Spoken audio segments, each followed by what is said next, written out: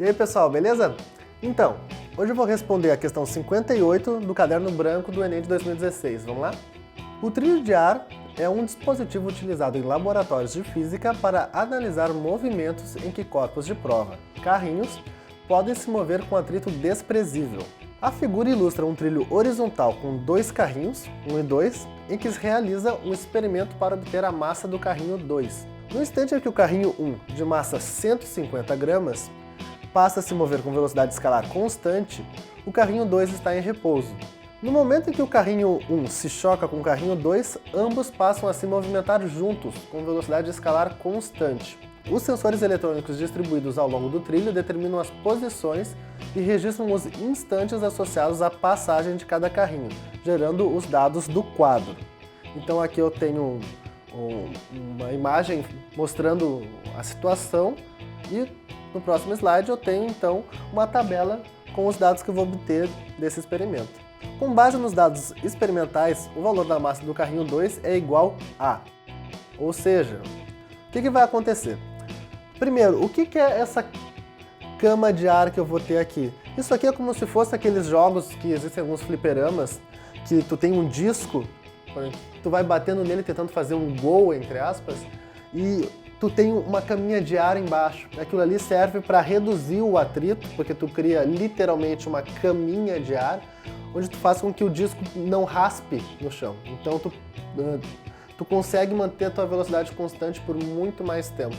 Então é o que acontece aqui. Eu tenho um carrinho que ele vai se mover quase que sem atrito para a direita, até que ele vai bater no carrinho 2. Quando ele bate no carrinho 2, os dois vão andar juntos. Então, o que está acontecendo aqui? O que eu vou precisar para resolver esse exercício? Esse é um exemplo muito tradicional, um exemplo bem padrão, onde o que a gente vai precisar utilizar é conservação de quantidade de movimento. Ou seja, toda a quantidade de movimento que eu tinha no meu sistema antes, no primeiro momento, tem que ser igual à quantidade de movimento que eu vou ter depois, no segundo momento. Então, como é que vai ficar? Eu vou representar a quantidade de movimento pela letra Q. Então, a quantidade de movimento que eu tenho no primeiro instante vai ter que ser igual à quantidade de movimento que eu tenho no segundo instante. No primeiro instante, como o carrinho 2 está parado, toda a quantidade de movimento do sistema é justamente a quantidade de movimento do carrinho 1. Ou seja, no primeiro instante, eu vou ter que a quantidade de movimento vai ser a massa do carrinho 1 vezes a velocidade do carrinho 1. No segundo momento, o que vai acontecer?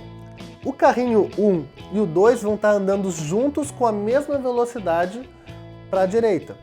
Então, a quantidade de movimento nesse segundo momento vai ser a soma da massa do carrinho 1 com a massa do carrinho 2 vezes a velocidade com que eles vão andar depois disso. Então eu vou colocar aqui velocidade de 1 e 2. A velocidade que ambos vão andar depois do choque. Então, o que eu quero saber? O que é a pergunta? A minha pergunta é isso aqui. Eu quero saber a massa do carrinho 2. O que eu preciso saber então? Preciso saber da massa do carrinho 1, da velocidade do carrinho 1 no início e da velocidade dos dois carrinhos no final. O que eu tenho de informação já de primeira? A única coisa que eu tenho é aqui. A massa do carrinho 1 é 150 gramas.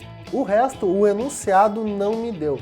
Então eu posso até anotar aqui já. A massa do carrinho 1 é 150 gramas. Posso até fazer melhor que isso. Se eu quiser colocar em quilogramas, que é mais conveniente para a gente, eu só dividir por 1000, ou seja, vai dar 0,15 quilogramas. O que eu preciso saber? A velocidade do carrinho 1 no início, que eu ainda não sei, e a velocidade do conjunto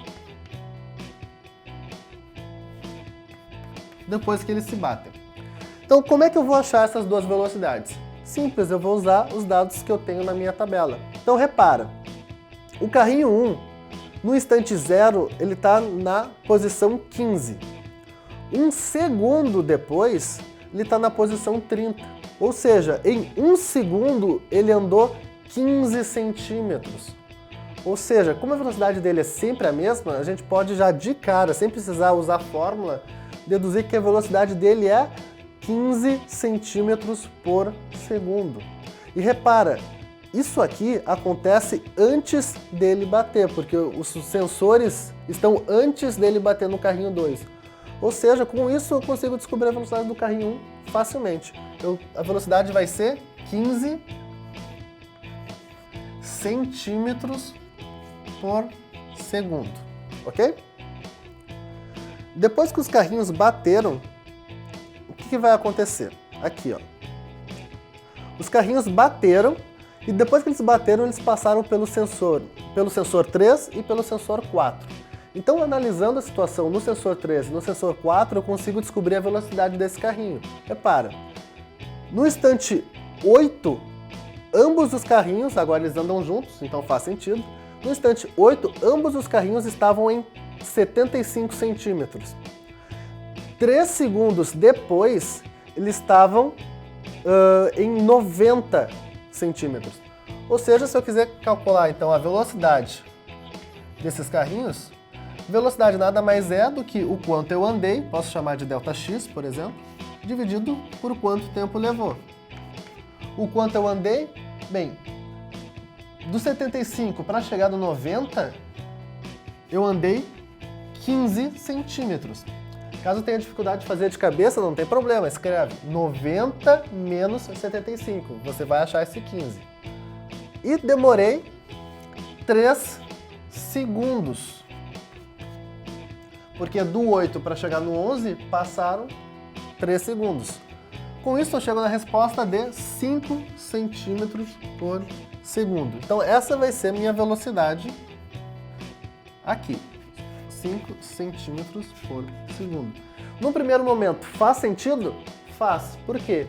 No início eu tinha uma velocidade maior, só que depois que eu bati, agora eu tenho mais massa para conduzir, naturalmente, por uma questão de conservação de momento, conservação de quantidade de movimento, a velocidade vai ter que ser menor. Bem, agora eu tenho tudo que eu preciso para resolver essa questão, é só uma questão de substituir na fórmula.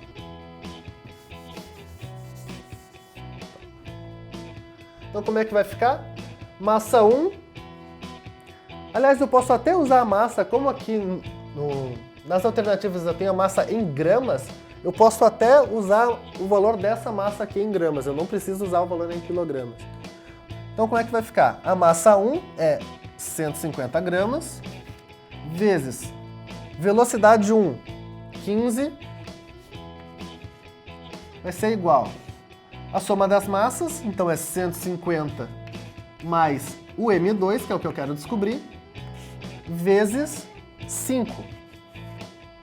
O que eu posso fazer de cara para facilitar minha conta? Eu posso simplificar esse 15 com esse 5, e aqui se torna um 3. 3 vezes 150, 450.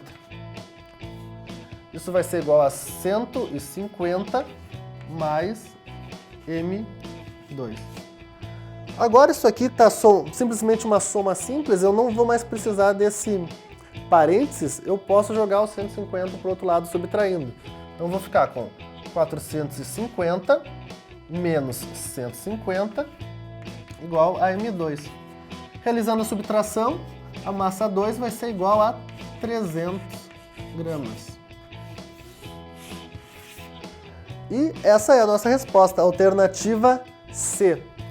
Então, repare, é um exercício que demanda um pouco de interpretação para conseguir identificar o que tem que fazer, um exercício que envolve conservação de quantidade de movimento e exige alguma habilidade de interpretação gráfica, interpretação de tabela, para conseguir achar os valores dessas velocidades. Eu espero que você tenha gostado dessa resolução, até a próxima. Vou direto para a questão. Me emocionei. Olha, me emocionei que eu gosto da questão. Para, não feche a janela. Gostou do vídeo? Não esquece de deixar o like e o teu comentário. Também não esquece de se inscrever no canal. E para receber todas as notificações, clica no sininho. É isso aí. Gostou? Acessa lá aulalivre.net. Simulados, aulas ao vivo e muito mais para você. Tchau, Tchau, tchau.